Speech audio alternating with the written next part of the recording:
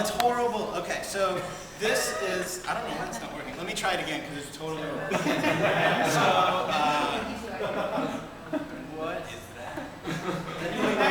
Does anybody know about computers here? Let's see. Let's see. I'll try this again. So that slide that you see. I know this much. It doesn't like it. Oh, that. Oh, that's. No, is it? It just went blue though. Okay. Well, it might not have enough something. I don't know to make that work. No. This is fine. I'll just describe it. It's totally worth it. Maybe I'll come back and pull it up in a minute. So my 15 minutes of fame was when I topped Reddit GIFs for the beard I grew. It took me 9 months to grow. It's totally worthwhile. You can see that was the shaved version. This is like step 2. But like I grew it all the way out. It took me 9 months, and then I like took and animated, and it grew. It was beautiful, and that's why you may have recognized me before. But I'll tell you about before that. So before that, I started this company. This is me a long, long time ago. When I started a company called What Cheer. We're a web design and development company. A little company. This was that's me with a beard. So I'm from Omaha, Nebraska. That's why I'm wearing that shirt that says I live in Omaha, which is not true anymore. I know. And that's John Hobbs and Alex Gates. They were my partners at What Cheer. So we make fancy websites. That's how you make fancy websites, those things. We had some really great clients, and sometimes people said nice things about us. But like a lot of like boutique like web design and development companies, we wanted to work on our own stuff, right? Like a lot of you guys. I don't know, has anyone done consulting work and then it was like, we want to work on our own product? Everybody! Well, anyway, so one of our clients was Squidoo, a company started by Seth Godin and Megan Casey. Does anybody know Megan? Some people do. So Megan is awesome. And so when we did work for Squidoo, I worked with Megan. There's Megan, and that's her dog.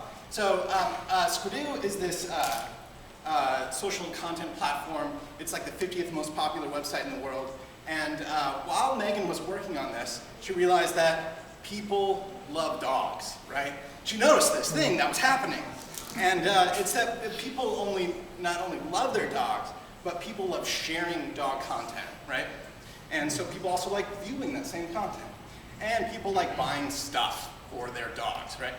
So that's when she decided, hey, you should stop doing that client work that you don't want to do anyway, and come over and work on Pack. So I quit my job, the business I had started, worked on for 6 years, and decided to make Facebook for dogs. So anyway, that's a joke, by the way, right? So Pack is for people who love their dogs. And it's a niche social content platform.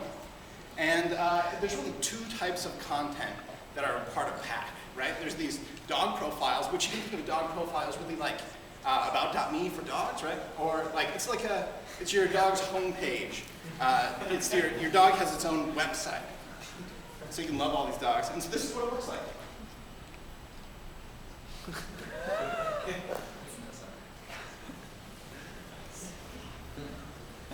That's Trotter. Trotter's a really famous dog. Let's see. So these are some dogs. You guys have seen dogs before. So anyway, this is all Cornelius. The Ryan Gosling Cornelius. What does that even mean? So that's Luna. That's Megan's dog. And that's my dog. That's Phoebe. She's 9 pounds. She's ridiculous. So the other part of content that we have is posts. So we have these like home pages, and then we have posts. Posts are like the bite-sized Instagram, style like posts of dog content that's ongoing. It's feeds, right? And so this is what they look like. This is all user-generated content. This is all stuff from people that have added stuff to Pack. It's pretty great quality stuff. Pictures. Yeah. They take photos. Yeah. So people that. And then the other part to Pack is these weekly newsletters that we have. These newsletters that go out, and with like that hunch that people really love dogs. It's crazy. Like so, that's like that top line is our newsletters compared with like other categories of newsletter stats, and it's like crazy how much people like opening these newsletters with dogs. I don't know. So I was supposed to do a demo for this, and so I made a demo of like one of our features. I thought I was supposed to do. Is that right? Is that what I'm supposed to do? Okay, so this is like a pseudo demo because like demos are really dangerous. So I did. So Dog Wizard, right? So like so dogs are really special. I think I covered that. And dogs.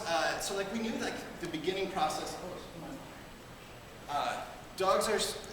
We knew that the sign-up process, the onboarding process, needed to be like really special. And so so if you search Google images for Dog Wizard, you get a lot of this. But I'm not talking about that kind of dog wizard. I'm talking about this guy, this kind of wizard. So anyway, dogs are special, and so we needed a special way of starting this whole process. So when you create a profile for your dog, it works like this. So it's 9 quick steps, and when you first start, it's like this big, oversized page where you type your dog's name, pick your breed, and pick the gender, and the age, location, and you pick your dogs. And then there's this moment where it blows up, and then it's like you start designing your page, which is a lot of fun. And we kept the design controls really tight, where you can just change a few simple little things about the design of your page.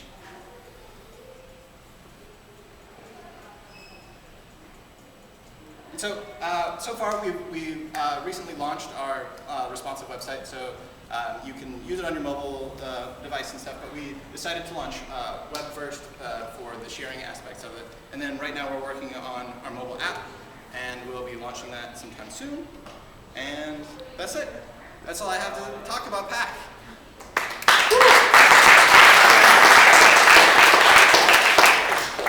How big is your dog base? I'm not exactly sure. We have a whole bunch of dogs. We launched about a month ago. I don't know, a whole bunch of dogs. We have like 300 different breeds. It's tens of thousands of dogs at this point. How many dogs are there in the US? Oh, God. I should know these kinds of things. You would have to prepare for that. Yes?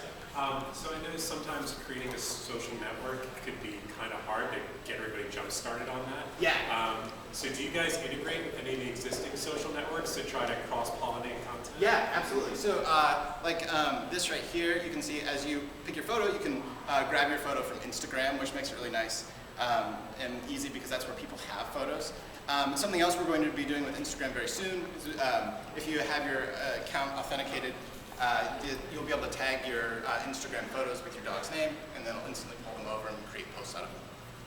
So that's one of the things as far as content, and also like all the typical like sharing out, auto posting to Facebook and Twitter and all that stuff. Yes. Where are you located at Runway? Where am I located? Oh, I'm down the hall, all the way to the end. If you've hit Dolphin, you've gone too far. Yes. So on the left. I work on design stuff. John, So you can, if you guys need, if you have any like beard grooming tips, like questions, like I'm the wrong guy to ask.